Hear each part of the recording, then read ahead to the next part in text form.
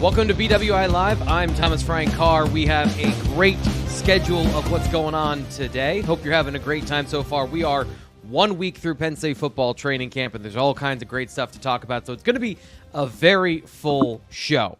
We got to get to Fitz's recruiting update today, media day, practice, and of course your thoughts on the BWI Live Mailbag. So let's get around the table here and talk to everybody, introduce them, see how they're doing. Nate Bauer, what's going on? How are you doing today after a very busy weekend with Penn State football? I'm well. I would just like to touch on Jim Harbaugh having nothing to apologize for. He's not doing it. Don't lie. Don't cheat. Don't run a massive cheating operation. It doesn't matter. Anyway, go ahead. Yeah, what are we up to? Fitz, do you want to take that baton and run with it, or what's on your mind today?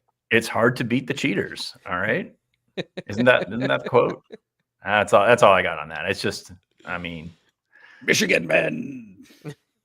We're not doing that show, but it's. I mean, it. You sit back and you watch it and you just laugh like Nate. So that's what you got. So we, like I mentioned, have a lot of stuff going on so far on the show today. And before we get into Fitz's recruiting update, I'm very excited for this. I know Fitz is very, very excited for this. We have a new sponsor for the Penn State football season on the BWI Live Tuesday show. So Fitz, tell us more about what's going on. We have a new sponsor. I'm absolutely psyched. You remember those old Hair Club for Men commercials where the guy said, "I'm not just the owner, I'm also a client." Well, I'm not just a pitchman here, but I'm also a client for Anti-Fragile Brewing. I'm wearing the shirt right now, the shirt that was bought years ago when I was just a lowly customer there. But I'm really excited to have John and Lisa and those guys on. They're very supportive of what we do. I am very supportive of what they do, and that's make the best beer in State College. 324 East Calder Way in State College. It popped up in the spring of 2022. Shortly thereafter, I started going there. It's my spot, man. I love it down there. Paulo, their brewer, does amazing beer, all different styles. So if you're not an IPA guy, you can find something else. I love their Pilsners. Their Pilsners are great. And basically every style that they've done, I don't think they miss all that often. They also do Moody Culture Kombucha, which I've never been a kombucha guy, but I've tried it. I had the hard kombucha. I had the margarita hard kombucha earlier this summer. There you go. Fantastic. So if you're not into that, if you're not into beer, they've got kombucha. If you're not into either of those, they have mixed drinks with Pennsylvania spirits as well. Really, it's become one of the go-to spots in town. Whether you're in there on a Friday night before game time or game day is when I like to go in. Some of those bars in town, overly crowded. This one, you can usually poke your shoulder through on the at the bar and get yourself a beer. So I'm really excited to have these guys on board. Again, I think it's the best beer in State College. They use milled, they mill, they brew, and they can on site. They use fresh local ingredients, and they do it seasonally. They know their beer, they know their clientele, they know what people want to drink, when people want to drink it, and it's a great place to meet. Nate and I go there after we play golf sometimes on Sunday afternoon.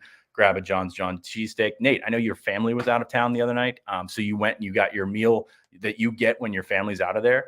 My meal when I don't have my family around is I go get a John cheesesteak and Anti-Fragile. I can't say enough about the product because I endorse the product and because I live the product. I drink their stuff. I eat their stuff. It's really great. So really appreciate having them on board as a sponsor. You can find them on Instagram at Anti-Fragile Brew Co.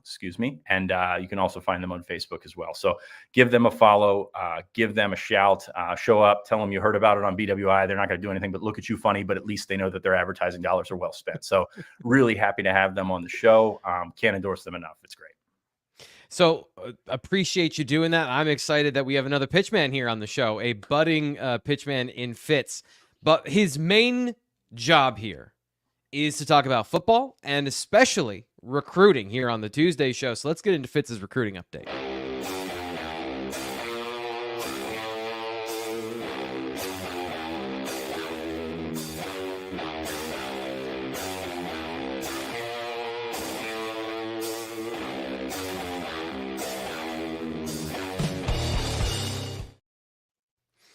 So what do we got for the past week in Penn State football recruiting? I know that there was a commitment that you texted me and like, we're not doing a video on this guy. Sorry. And I'm like, that's good because I don't necessarily have 10 minutes on 2027 running backs. Yeah, So do we have a couple minutes on that now?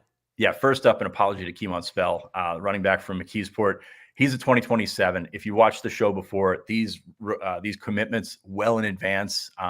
Yes, we give them time, but it's it's a long time until he signs. But I tell you what, coming off of a freshman year at McKeesport, he looks really good. He's a really good back. And Penn State has made a habit of finding these guys early. Usually it works out. Messiah Mickens committed at this time last year. Keemon Spell looks to be the next guy up in Pennsylvania.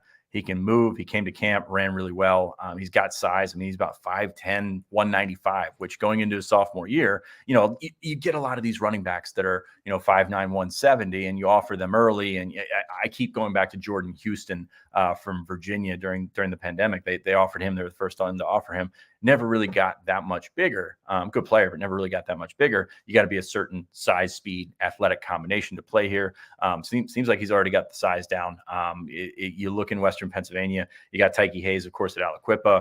Keemon Spell at McKeesport is on that kind of track. So I'm excited to see how he progresses. This is one that sort of came on quickly. I mean, this is not a situation. So Penn State doesn't press sophomores for commitments. I know that it's been a thing. Alabama's gotten a few, Georgia's gotten a few. Some of the top programs nationally get a few just because of their draw and because of the way that you see that as a younger high school player and you want to play for the biggest programs. Well, Keemon Spell felt that way about Penn State. Of course, Penn State has done very well in Western Pennsylvania under Terry Smith.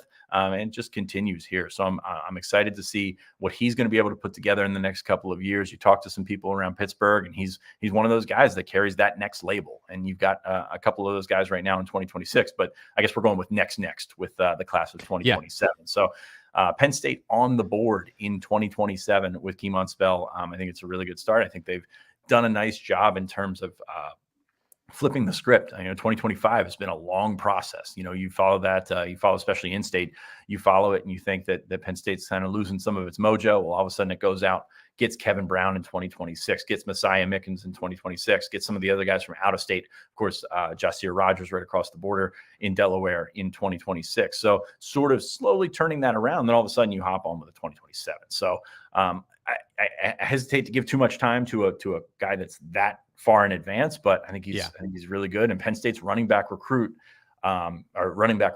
has been pretty good. You kind of give them the benefit of the doubt. They've got 3 running back commits right now in 2025. You got Messiah Mickens in 2026, and now all of a sudden you've got Keemon Spell in 2027. Jaywan Sider lining it up. Yeah, I made the joke, I want to say, when they got Keandre Barker a year and a half early, and then Tyke Hayes committed, or however long it was when they got Keandre Barker. And I said, well, that means that Jaywan Sider can start working on 26 and 27. I was kidding. He was not, because here we are, 2027. They got a commit at running back. You just laid out perfectly how they have been doing this, and they have been getting these guys, especially at a position like running back, where they have, it is, as you mentioned, some guys don't develop, and it is a very important position for physical development, especially at the college level. Do some of the changes in the recruiting rules, scholarship limits going away, transfer portal, does that allow Penn State to take more of these chances, even folding in the idea they have 6 commits in the class of 2026 already at this point? So is there a change in philosophy with how they're approaching some of these future commitments where they'd be a little more cautious previously? That's a good question, because I think there's some of that in there. I look at, first off, I look at 5 of the 6 guys in the class of 2026, and I think, okay, you've got guys, you take these guys no matter what. LeVar Keys was interesting to me, a little bit smaller guy.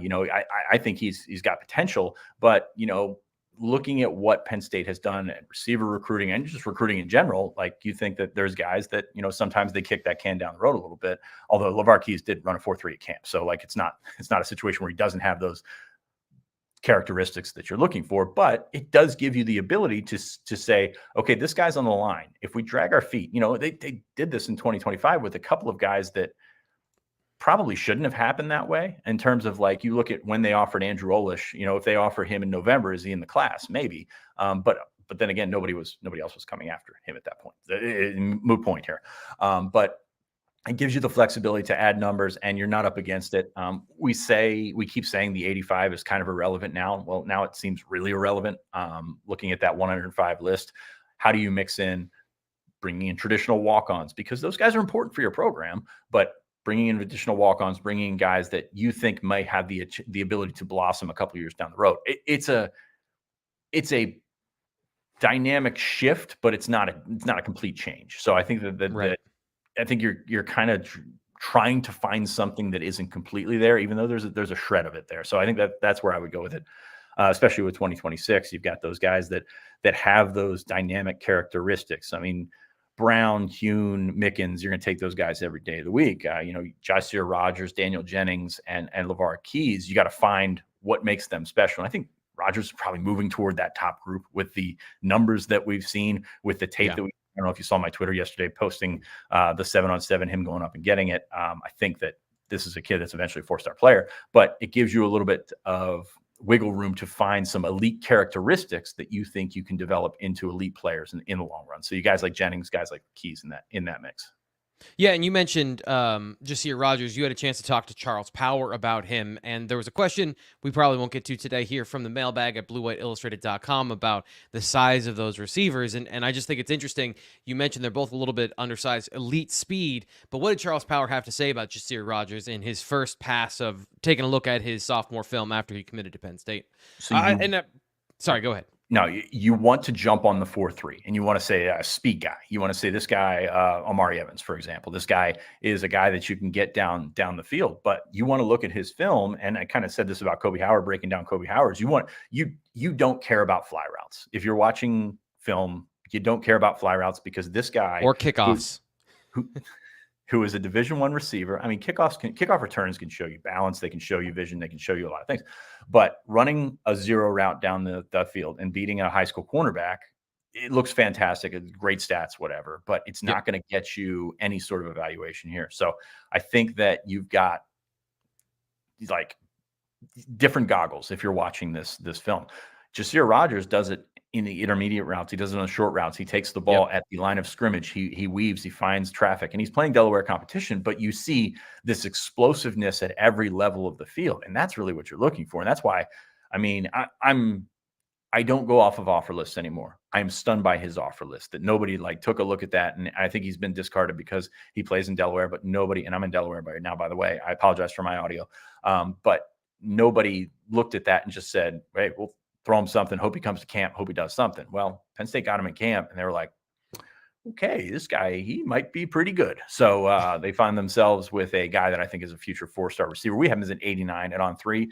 That'll continue to be evaluated. Don't forget, these guys are going into they were sophomores. They're going into their junior in high school. So long time left to evaluate for schools, for us on the recruiting services. And I think Jacier Rogers early in the class, just it looks like a steal.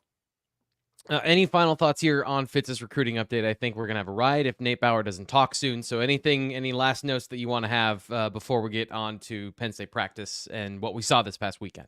I don't know, man. I'm tempted to give him the ball and clear out the lane and let him go to town. I mean, he's my little Khalid El-Amin. So I'd love to see him take the ball here. But one final thing, working on a what's next in 2025. Of course, dead period right now in August. No visitors until essentially the home opener for Penn State. So you go with that. There were some visitors. We slid in at the end of last week. I think we talked about them on the show last week with Tyler Merrill. So I think that is where we're at with 25.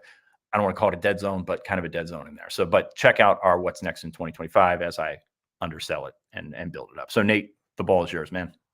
Before we do that, we have an intro.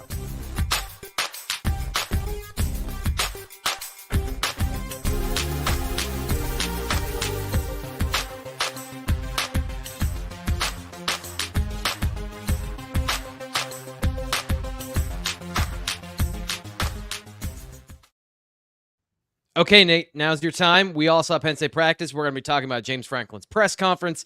Now it is the Nate Bauer Hour, Nate Bauer Power Hour. So, Nate, your observations from practice. Let's start there because Fitz and I were both on the offensive side, and I haven't had a chance really to look at the defense in a while. So I want to get your observations really over the last 2 practices of what you've seen on the defensive side of the ball. Okay. All right. We could do that. I'm hurt. I'm hurt, but I'm gonna get through it. You're hurt. What First happened? first it was Comcast that silenced me, and now it's you two. Uh no, but look, the thing that I think stands out the most of anything is Penn State has very good safety play. Is expecting extremely good safety play. And that's kind of the thing. Look, there were a bunch of conversations, and this is this is the sphere that we work in, is talking about depth, right? It just inevitably this time of year especially is okay. What do you do if this happens? If this happens, and I think sometimes it overshadows who the starters are and what the expectations are for the starters. And at safety, where most of the conversation this preseason is going to be about how do you fill the fourth spot? Who's the fifth? What do you do there, right? You got a bunch of guys vying for that opportunity. It ignores or it overshadows the fact that they feel ridiculously good about Jalen Reed, Zachy Weekly, and KJ Winston, right? And so those are the three that I expect are going to be three of the, like, if you look at we always do this at the end of the year with the postseason diagnosis, but who are the top 7 rep getters going to be? I think all three of those guys are going to be 1, 3, 5 ish. Yeah. That defensive personality has been interesting to track, and the way we phrased that conversation about especially the Lion position has been fascinating throughout camp. Just what have your observations been of, obviously BlueWhiteIllustrated.com is where you can go get all the details about defensive lineups, etc., what you've observed from practice, some of those intricate details, but just generally like the front seven, anything interesting that you've noted either in conversation or in observation from some of those changes you just highlighted among that three in that group. Before you do that, Nate, is Jalen Reed a linebacker? It's really what I wanted him to talk about. I'm pretty sure that was the setup, and it feels professionally untoward, honestly. I asked Jalen Reed, and this is we're going way down the rabbit hole here in terms of things that look. I say this from the get-go that this is not my wheelhouse, right? I'm not here to distinguish, right? Like adding 7 pounds in the off season. That doesn't mean a whole lot to me. It does mean a lot to you, T. Frank. Yes. And with the fact that he lost those 7 pounds last offseason and played free safety. And that doesn't mean nothing. That was my question to Jalen Reed was, hey, have you put on a couple of pounds this offseason based on my understanding of some of the things that you're going to be doing? And he was like, no, I lost weight. I lost weight. I was like, oh, but you're kind of going to take on like more of that hybrid linebacker-y kind of role. He's like, no, I'm a safety. Right. So, but to my credit or on my behalf, he is going to be, and he said this, I asked who he models himself after, and it was Brisker. And Brisker's deal was a run-stopping safety. Am I wrong about that? Like, is that a misinterpretation of what he does best? No, you're not, but it was also guided by circumstance. Right, Fitz? I mean, 2021 is specifically, I think, the year we're talking about, and they lost their entire defensive line, so they just had to throw bodies at the box, from what I remember. But that is how the NFL viewed him, I guess. Yeah, but what Jalen's saying is Brisker was he's a Swiss Army knife back there, and that's what he thinks that he is, and that's what Tig Brown was, and I think that he sees himself in that mold. So I think we're probably overanalyzing what he meant by being like Jaquan Brisker. But yeah, Brisker played the run pretty well. Like he was another linebacker-ish type presence in there because he hit the hell out of you. That's where we would go with that. But where he's coming from is like, hey, I can do it all. Like, this is what I'm going to do. Yeah. The other thing, and I've been pointing this out, Nate, in some of our film studies at bluewhiteillustrated.com. Shameless plug to go subscribe to all of that stuff. I'll flash the deal up here in a minute after our highlights are over. But the lion position, if we're talking about Jalen Reed, the difference between Manny Diaz and Tom Allen is that guy plays in deep coverage.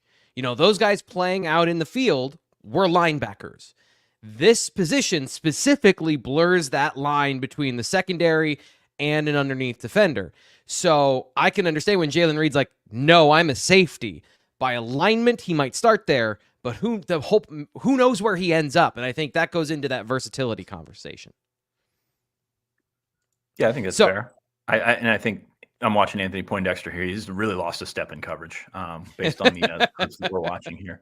Yeah, I mean, it's just being as dynamic. Like he was asked about this in Indy in July, and Reed was asked about this in Indy in July, and he said all three of us can play all three positions, and that's kind of washing over the actual subject at hand. But you got pretty good versatility back there because Winston can play the run. I think Wheatley, you know, if you're playing a center, like if you're trying to draw this up and be who's the center fielder, it's got to be Wheatley just because of his range and his play style and things like that. But like, I mean, Reed and Winston are more interchangeable than we probably give them credit for, because I think we find ourselves in this niche to make Reed the Sam, Lion, whatever, and then make those other two the true safeties. So that's kind of where I'm going out with that. And again, Dex, man, I know you're getting up there, but you gotta high point that ball.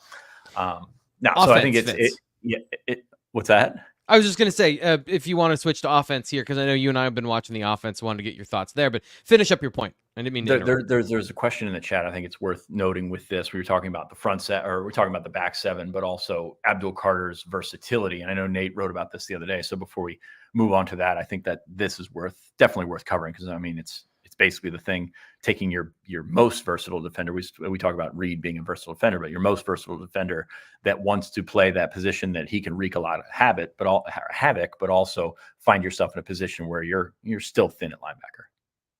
Nate, you've been trumpeting this all offseason that he's moving to D end, but there has been a conversation, and you were one of the first people to say this, he's still going to play linebacker. Does that increase in importance, as Duke asks in the chat? I was the first person to say it. Just clarification. Thank you.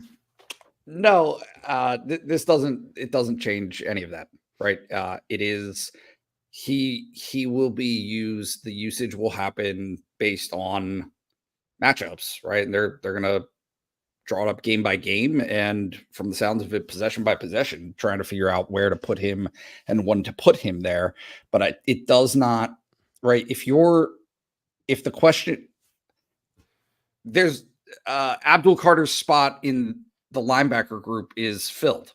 Yes. Tony Rojas is that person. You're not taking Tony Rojas off the field so that Abdul, right? So and we're talking two linebackers. We're basically exclusively talking two linebackers at this point. And that's what I'm saying. That's why we started with Jalen Reed, right? Yep. He's not, and he's not a linebacker. Right. I know. So it is. It's Tony Rojas, it's Kobe King. I mean, I asked, and you guys can read the story. It's a couple of days old now, and it was plus, but I'm happy to share on this show.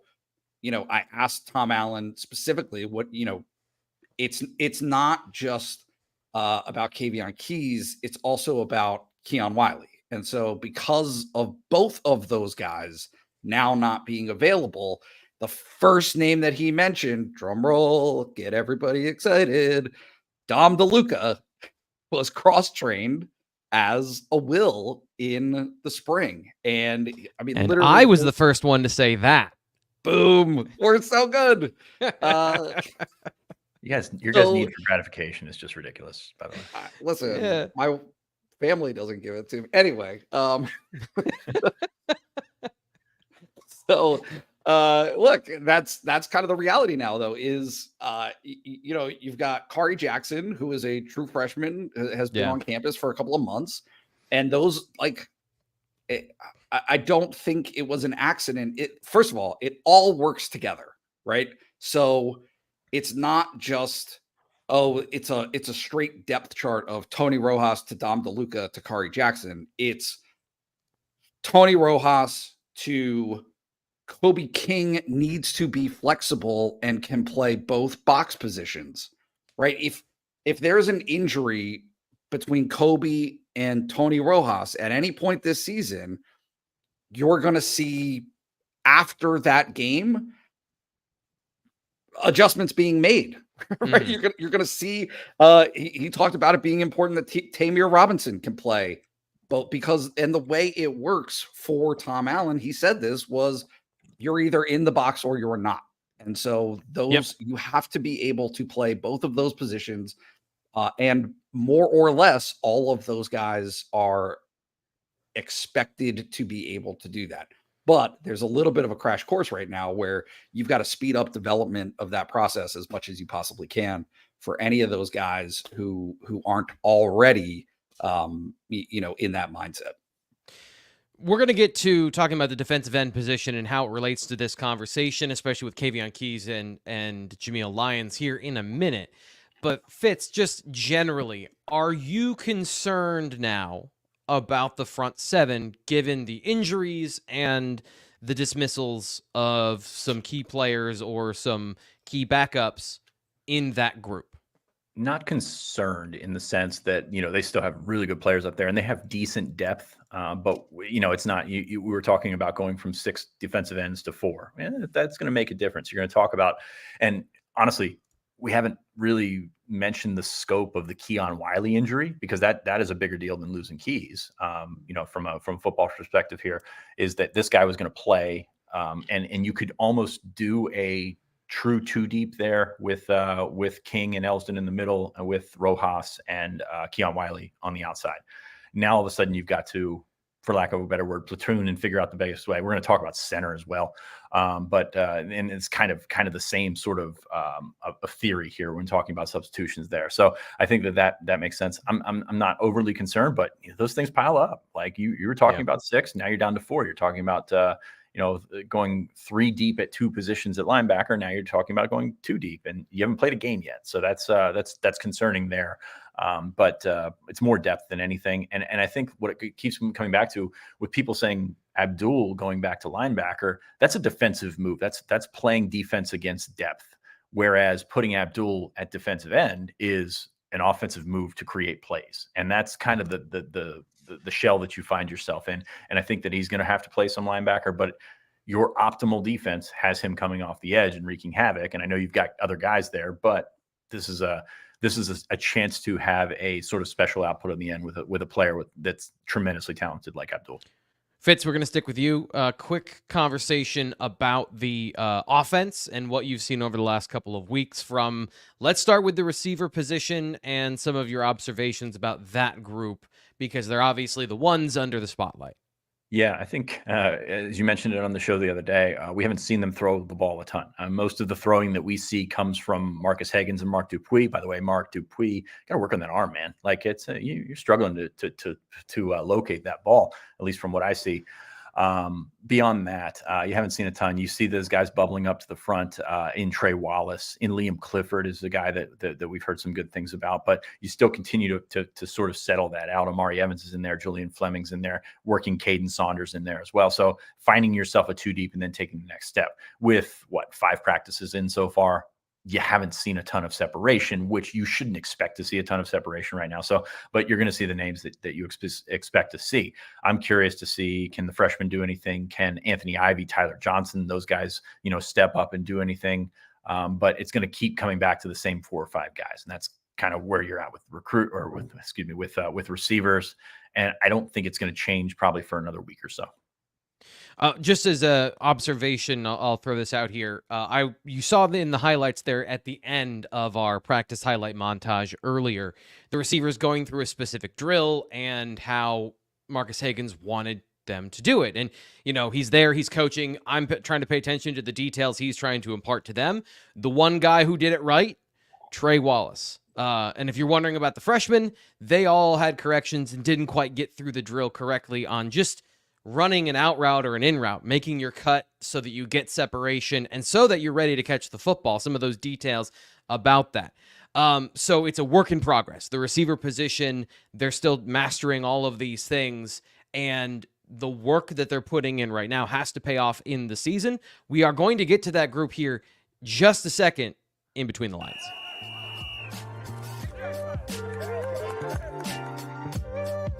They have both gotten reps with runs. Maybe my favorite segment we're bringing back for the Penn State football season. We're having our experts here be the James Franklin interpreters as what he said and what the meaning is or the context behind it. Nate, just as our resident James Franklin interpreter, I felt like everything here was pretty straightforward. There weren't too many conversations in which James Franklin was saying things without saying them, unless I'm wrong, and that's why I need to check with you. Was there anything that stood out to you as far as an interesting nuance that maybe people missed in his 30 minutes talking to the media on Saturday? Oh, man. No, I think I did take note of the conversation about the cornerbacks, in that I think what it revealed in what he was saying about how good they have been and how good they are expected to be is an implicit acknowledgement that in January they thought they were in big trouble.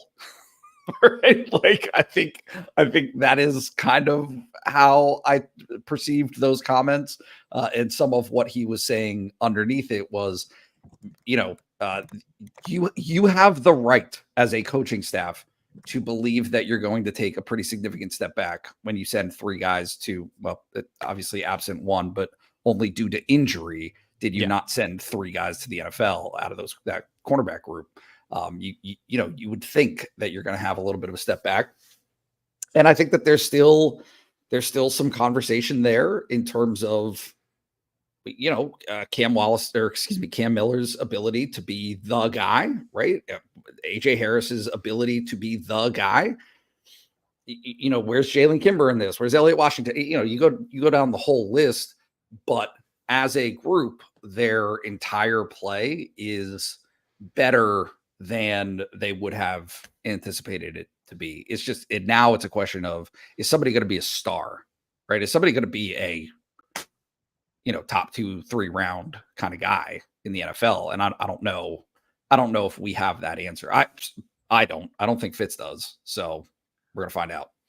Are there guys, Fitz, that have the skills, the composite skills, to put themselves in that conversation? Yeah, I think AJ Harris has shown himself to be a pretty good prospect. Consistency is something that Terry Smith kept chirping on with AJ Harris. And, it's hard to be consistent as a corner. Nobody really gets that play. And I think that Penn State's pass rush, produces good cornerbacks. Like that's, Terry Smith does a heck of a job, but Penn State's pass rush has done a good job as well. So be interesting to see that. I'm fascinated by Jalen Kimber. Just you keep hearing good things, and then you keep checking the tape from Florida, and it's like, which one am I going to see here? It's not which one are you going to believe, but it's which one are you going to see. So Kimber is very interesting to me. Can I just jump in here? I thought it was interesting. James Franklin talked about him getting in the weight room and getting, changing his body in the Penn State program. And I think that was a part of the analysis for me in the offseason was this is a guy that has all the athleticism in the world, but does not play with a lot of physicality. Part of that is mentality, but also he was a thin corner. Like that was a speed specific guy at Florida and at his previous schools. So that might be something where Nolan Rucci's coming to Penn State for a similar reason, a guy with a veteran presence, but has to find that next level of his ability. So I thought that was interesting in that particular conversation. Please continue. You got to have a different level of physicality to play a corner in the Big Ten. I mean, it's not an SEC speed type of argument or anything like that. It's just it's a different way to play. Now you add these West Coast teams, so it maybe opens it up a little bit, but at the same time, it gives you an opportunity to sort of diversify that skill set and see how you can fit in. Because with Big Ten corners or Penn State corners specifically, you can't tackle, you can't play, and that's what it keeps going back to for me. So I'm very curious to see how this all is going to work out. Of course, Aldavian Collins, probably more buzz than anybody this offseason, probably got better than anybody since the end of last season. He's going to factor in too. And it's a group that, you have confidence in what they're going to be, but I agree with Nate is like, you haven't found a star yet. And that's kind of what you're looking for at this point. Fitz, was there anything that you thought was interesting outside the conversation we just had before we get to some of the clips I have here that I keyed up to discuss? Not particularly. Sorry, I just got a question in the chat, and I was thinking about that. No, I mean, you look at what's out there, especially on the defensive side of the ball. You mentioned defensive line. The defensive end spot has shrunk up a little bit. It's really more about that star power, I think. You talk about the consistency, and I think you're going to get that, but at the same time, I think a little bit more explosiveness from those guys. Not that you didn't have it last year. Adisa was like, we're going to chronically underestimate Adisa Isaac because Chop Robinson on the other side, and I think that's a mistake. It's kind of like with talking about Juice and Olu. You know, like you talk about Juice, how good Juice Scruggs was, and you really don't think about it because you had a first-round pick, playing tackle for those that final year that he was here. So, very curious how that's going to go with defensive end because you can rotate those guys through. Carter, I think I'm at the point where we're going to say that he's going to be a menace. And I know that he's got the talent to do so, but him going forward is a whole different animal than him being asked to drop back in coverage, to play different roles, to sit in the flat or something like that. And I think that's going to pay dividends for them there. I know that they talked about that. A couple of guys talked about that this weekend, is the differing personalities, the differing talent characteristics that these guys have. You got Smith Vilbert at 290, but you've got Abdul Carter who can, run a 4.4, 4.5, something like that off the edge. So really excited to see how they work with that. Again, going back to the earlier conversation, yes, you're a little bit more concerned about depth right now, but I think they're going to get done. It's just a matter of how long can they stay healthy. Football is a tough game. It's tough to go into November with all your guys on the defensive line healthy. And just to wrap this particular conversation up, this is James Franklin saying, hold your horses. Yeah, Abdul Carter, but don't forget the other guys who have been playing defensive end for a while. Yeah, so first of all, I wouldn't even say behind them. Amin Vanover is a guy that I don't think enough people are talking about. We have a ton of confidence in Amin. And then I think the other guy that, and I get why, but a lot of people aren't talking about, is Smith Vilbert. Smith Vilbert is a guy that we have a lot of confidence in as an organization and as a program. He's missed obviously a lot of football, so you guys haven't had a chance to see him the way we have. But you talk about big, strong, physical, experienced, mature. So that gives us really three defensive ends that have played a ton of football in my mind in terms of games and practice, with Vanover, Nittany, and Vilbert. And then you got Carter, who's new to the position but still has played a ton of football. And then we got Mason Robinson, who's going into year 2 in the program, that we're going to need for him to take a significant step for us. And then he goes on to list everyone else on the roster. But really, those were the 5 guys. And then he mentioned Joseph Mapoy as that 6th player to give the new 6 deep at defensive end. I guess, Nate, are you intrigued by that conversation and the way Franklin phrases this? Because I know Fitz just said Abdul Carter's a menace, but there are 2 truths here, right? There are 2 truths of Amin Vanover has been one of the most disruptive players per capita when he's on the field. Abdul Carter is a special talent. How do you view this post-Jameel Lyons situation with the depth at defensive end? I think they're good 1 through 4, honestly. And I think they do different things, and I think they're fine. I think that the Max Granville conversation was likely interpreted more favorably to his immediate impact than reality. Yeah. Right. I think that James Franklin fairly well laid that out. He's on a curve. Well, it's exactly. It's this is okay in the frame of, is he what you expected right now? No, he's way better than that. Right. Is he way better in context to the guys that he's competing with to work his way into the role, like a rotation there? No, he's not. He's going to be behind those guys. And there's nothing wrong with that. And it's totally fine. It's totally fine. I think it's Liberty Christian or something he's supposed to play at the end of August for his first high school game as a senior year. Yeah. That's where he's supposed to be right now. Yeah. Can we? I can't not can we talk about James Franklin's first response to the question about the receivers, and specifically Julian Fleming? Sure. You have that one drawn up, T. Frank? I would have had it drawn up if you had told me I know when I asked you what you wanted to talk about. I know, but listen, now I'm looking at it. I pulled up the transcript, and now it's just seared in my memory Well, it was funny to me the way that it seemed to me people interpreted the response, right? Because James Franklin says, yeah, so I would say solid. He's been solid. I think they have all been good at times.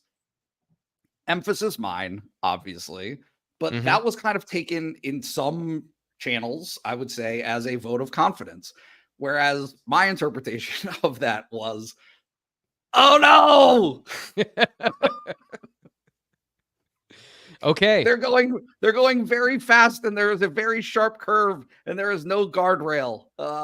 Yeah, have they been solid? Yeah, but it's fleeting, right?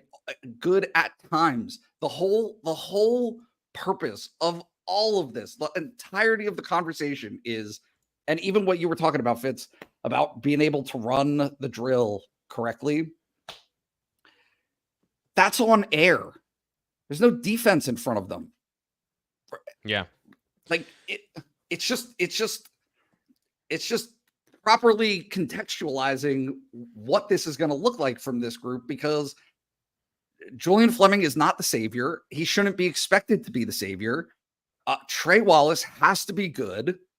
And the rest of those guys are going to have work to do to get to the point where you expect them to win their matchups against the better defenses that they face on the schedule.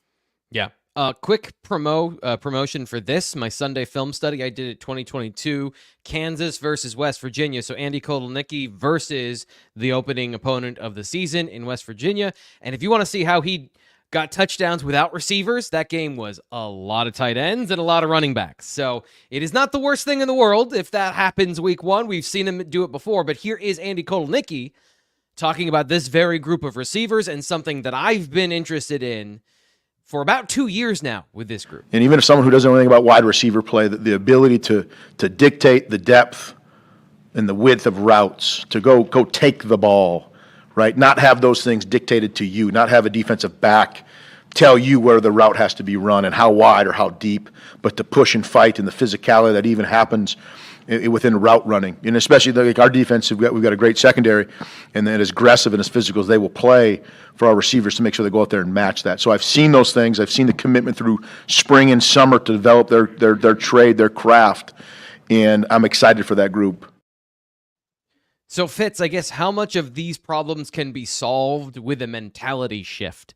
I understand that they got to get better, and Nate is right that none of this is proven, but a lot of football is mentality. And if it's 3rd and long and you're saying, I couldn't get to my spot because guy grabbed me, that's football. So I guess, like, how do you see, I get where Julian Fleming, to kind of fold this whole conversation in together, where does he fit into that conversation of physicality and the group as a whole? Do you think that with these things that they're outlining, they can take that step, even if they don't get demonstrably more talented with talent acquisition in this short term that we were talking about?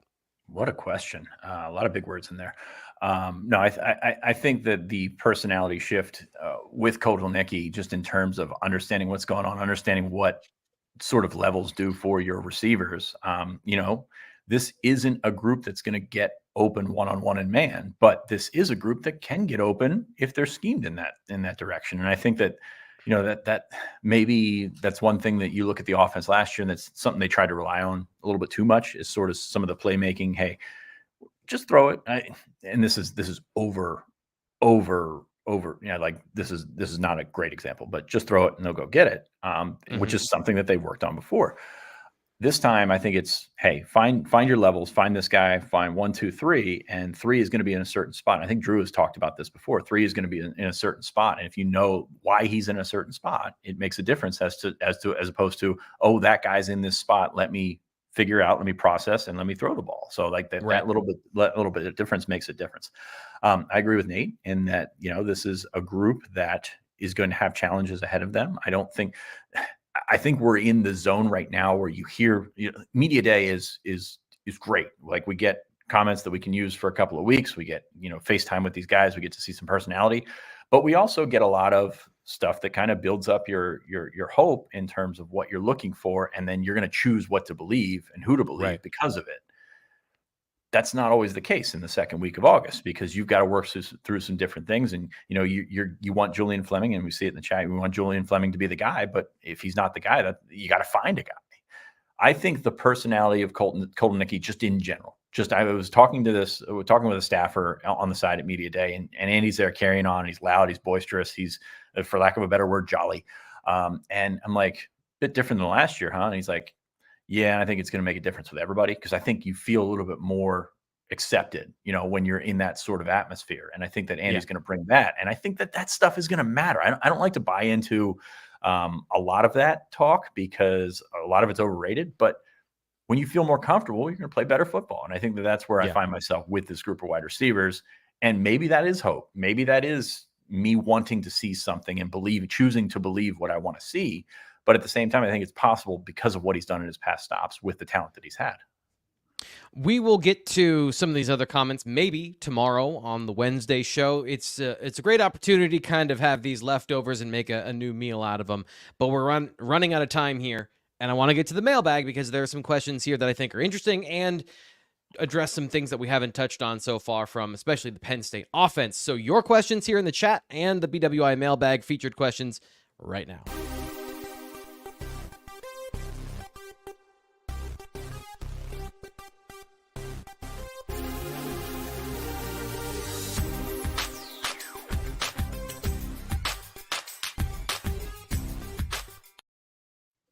Our question today from JWing25. He's a new member of BlueWhiteIllustrated.com. Welcome. You can join him by subscribing to Blue White Illustrated for $1, getting 2 months of access, getting our premium content all the way into the Penn State football season. I think at this point you're getting into October. That's a great deal. All that stuff for $1. Try out the site. Get with us now.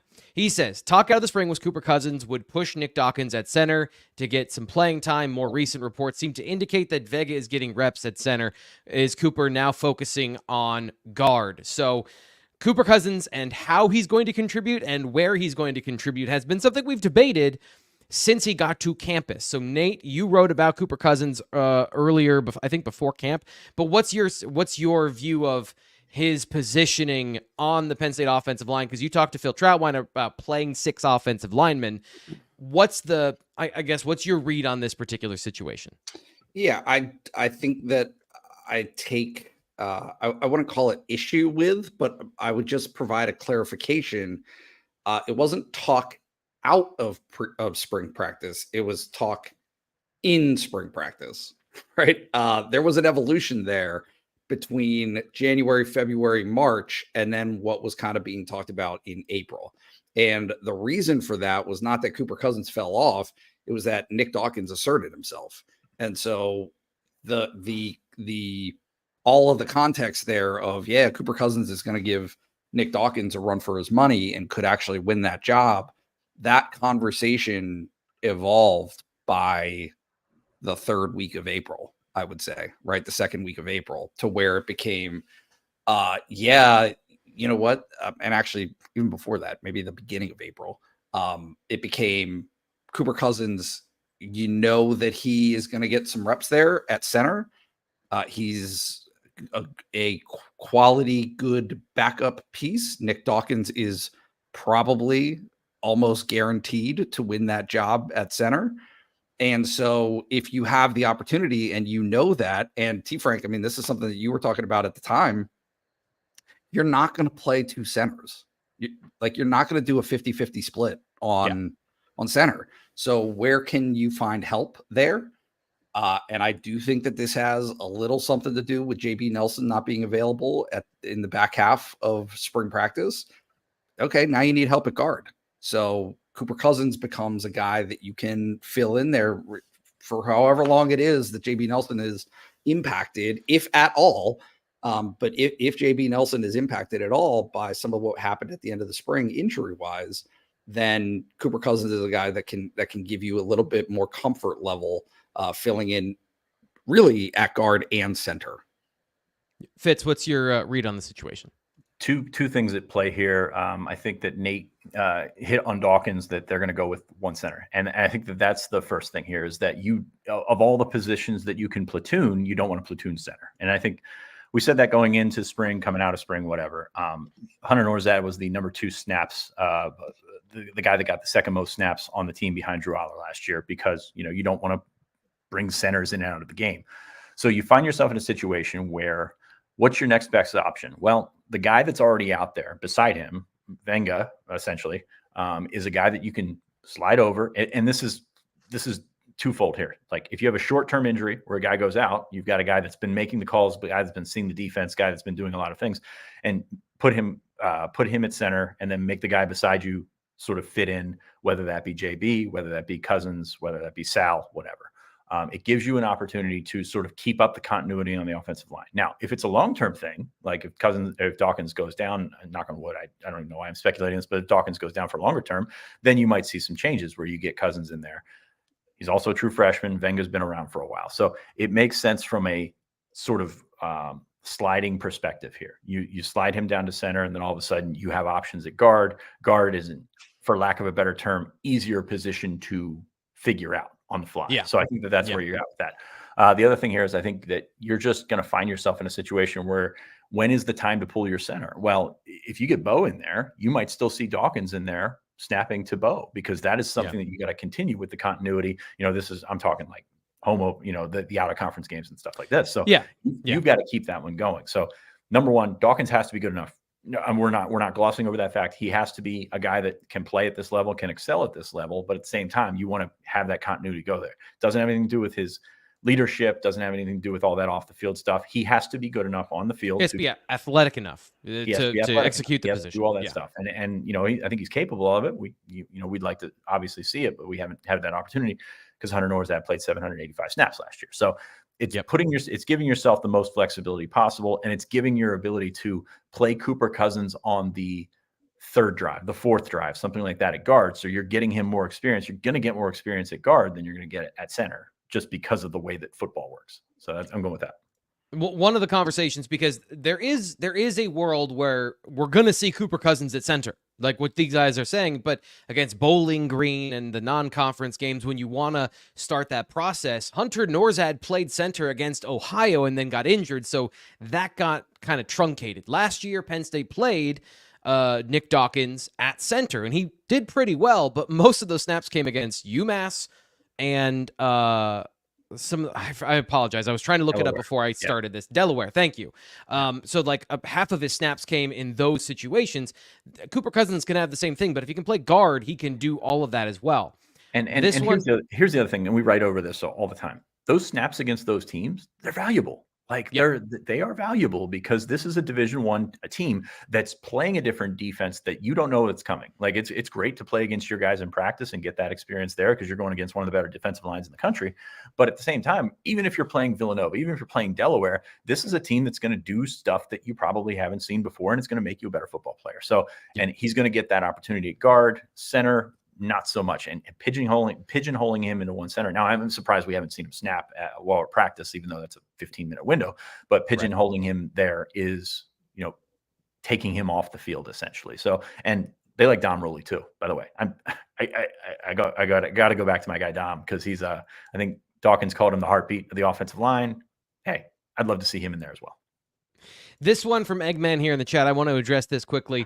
He says, DTs are seasoned, yes. Have they gained ground physically? And okay, so I'm going to assume here, for the sake of this conversation, you mean physically overall, not just size, because this conversation seems to be lingering like a bad fart. But here is the defensive tackle situation. 319, 290, 286, 306, 323, 292. Starters, 305, 310. They're big enough. They've been big enough for a while. So, Eggman, if you're talking about their potential to create disruptive plays on the interior, I think there's some conversation about, can they produce elite players, guys that are difference makers that then get the attention of the NFL and have that high-level conversation. But if you're talking about, are they big enough? They've been big enough for a while. This conversation, because of stat boxes and looking at Michigan run totals, has nothing to do with the physicality of the defensive line. I just want to say that again, because there are still people that, like, wake up and they're like, defensive tackles. We're here in the season, and what they know about Penn State, they haven't been around. So I just want to say, Eggman, you're not one of those, but welcome back, everybody. The defensive tackles are big enough. Hakeem Beeman and Rob Windsor have like damaged Penn State fans eternally. They'll never get over it. Let's see. Let's get to this one, Nate. Porter 14. I believe he's also a new member of BlueWhiteIllustrated.com. Join us. You could be like Porter 14. What position group matchup are you most looking forward to watching in this first game versus West Virginia? Nate, I'm going to come back to you. What do you think you'll learn? What are you interested to learn most about from your narrative perspective of this particular matchup and what it can tell you about Penn State? I'm not asking for the X's and O's. What do you think you're most interested in this first week? Well, I'll be honest with you, and I'm maybe this is professional malpractice, but I'm not real up on West Virginia outside of their quarterback. And so to me, I do think that there is probably some look, I've got this train of thought and I'm sticking with it, which is that this year's Penn State defense might be as good as last year's and come out with statistically worse looking numbers because the offenses that they face are going to be undeniably improved on the ones that they faced last year. Like they played 7 of the worst offenses, scoring offenses in all of college football. Forget Power 5, like period, 100 and worse. So was Penn State part of that statistically? Yes. But when you play 13 games, it's not an anomaly. They stunk. Yeah. They were bad offenses that Penn State played. So I'll tell you what, like, do I expect a little bit of an early, like a jolt of coffee for Penn State's defense and Tom Allen? Yeah, I do. I think that that the kid at quarterback at West Virginia has earned the reputation that he has, and we'll see if Penn State's up to the task. Would I bet on Penn State? Yes, I would, but I still think some points are out there to be scored on this defense. I was listening to a podcast about the NFL draft, and they were going through positions that they were highlighting players that they're looking for this upcoming season as far as prospects for the 2025 draft. And Garrett Green came up, the West Virginia quarterback. Now, it was the caveat of if he can be accurate, there's something there, Fitz. That's a big ass, that caveat right there. That's what I used to say about Nate. Yeah. What are you looking forward to in this first matchup? You look at what West Virginia has done in terms of the turnover that they had on their roster, and they lose some key offensive linemen. They're going to have a new center. Zach Frazier was one of the best offensive linemen I've seen from an opposing team play in Beaver Stadium. Like, I thought he was that good. Like, he was awesome. So that changes some things. Of course, Garrett Green's going to be the X factor in terms of how you keep him in the pocket. They're pretty one-dimensional otherwise in terms of trying to run the football. Penn State, of course, you're going to run into Penn State's strength, which is the defensive line. The interesting one to me here is you look at what West Virginia did on defense last year, and Beanie Bishop was fantastic. Like, he's been, he was a guy that you could put a lot of different places. The number 0 as well, whose name is escaping me. You had some tools on that defense. Koba? That's it. Thank you. And you don't have them this year. They went to the portal hard, especially at corner. And that's an interesting one for me, because you look at what Penn State's trying to do and trying to get some confidence with the receivers. I think they're going to have an opportunity to do so, because you're not sure how quickly those guys are going to take to their new position or their new defense or something like that. So there's an opportunity there. There's also an opportunity on the defensive line. So a lot of the things. So one of the things that Penn State should be able to do well is run the football. You're going up against a defensive line that's, not as deep as you're used to seeing in the Big Ten. So that's an advantage there. And you're going up against cornerbacks that are going to have, sort of been learning on the fly. So you have an opportunity as an offense to put up points. Might be even a little bit misleading there, but you have an opportunity to do so. So I think some of the things that Penn State does well match up with what West Virginia does. And I'm curious to see how this one goes, because I keep talking about the atmosphere and talking about, hey, you're just getting started and things like that. But Penn State's a better football team. Like, that's what it keeps coming down to on both sides of the ball. So I'm interested to see those things. I'm also interested to see Porter 14 finally made it over to our site. Thank you. I can say that. I met him at a concert a couple of years ago. We chatted up for a while. So I'm glad he has made that leap. But it's yeah, I think it's an intriguing situation because I think Penn State can be flat out better just on both sides of the ball in different matchups, even in spots where you think that they might be, have the ability to be exposed at some point during the season. I think that even Penn State matches up well there. So I'm curious to see how all that works out. But Garrett Green to me is still the key. And if you can rattle him, if you can get him running around, if you can get him on his heels, then that's a good thing for Penn State. One of the things I'm looking forward to quickly is the offensive line and how they match up against this West Virginia defense, because it will be a template and a precursor of what happens later in the year, a similar defense that Ohio State runs with these kind of fluid 2 high safeties, 3 safety defenses that are migrating from the Big 12 to stop these spread offenses. What we saw on film is that Andy Kotelnicki can manipulate a hyper-reactive defense to run the wrong way. And last year, a lot of what Penn State did was on the offensive line to execute really well because everyone kind of knew what was coming. This year, if you have, and I wrote about this at BlueWhiteIllustrated.com yesterday, the offense and how it's supposed to look, all supposed to look the same, making the defense wrong, that helps the offensive line give them better angles, give them more room to make some mistakes. Miss a couple blocks, and there's still some room for the running backs to run. So I'll be looking at the health of the run game, the explosiveness of the scheme, those sort of things. We got to get out of here. Go check out BlueWhiteIllustrated.com. Normally, I'm letting these guys give their pitch of what they're going to be talking about later this week. Nate Bauer writes about basketball. He's an insider for basketball and for Blue White Illustrated's football coverage. Sean Fitz, recruiting and insider for Blue White Illustrated, gave some great nuggets before Media Day about what was going on in the interim from what we saw. You can check out that at the Blue White Illustrated message board. Subscribe to all of that by using promo code PSU1. 2 months for $1 gets you that access. And as just a quick forewarning, I can't guarantee that this deal goes on forever. Join us now.